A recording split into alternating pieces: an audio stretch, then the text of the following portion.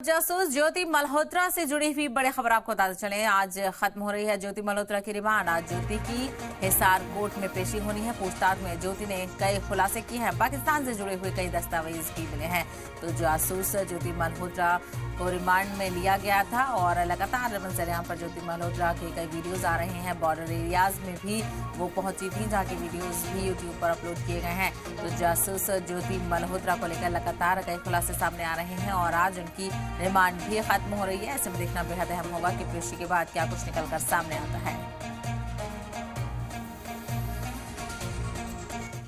और वहीं पाकिस्तान जासूस नौमान इलाही से भी जुड़ी बड़ी खबर आपको बताते चले। नौमान इलाही की रिमांड भी आज खत्म हो रही है। 4 दिन की पुलिस रिमांड पर नौमान है। कोर्ट से 4 दिन की रिमांड हालांकि बढ़ाई गई है। पानीपत से हुई थी नौमान इलाही की गिरफ्तारी। पानीपत पुलिस की रिमांड पर नौमान इलाही हैं। तो पाकिस्तानी जासूसों पर शिकंजा लगातार कसता हुआ नजर आ रहा है। पाकिस्तान जासूस नौमान इलाही की रिमांड 4 दिन की पुलिस रिमांड पर नौमान, कोर्ट से 4 दिन की रिमांड बढ़ गई है। पानीपत से नौमान इलाही की गिरफ्तारी हुई थी और पुलिस की रिमांड पर नौमान इलाही पानीपत की पुलिस की रिमांड पर है।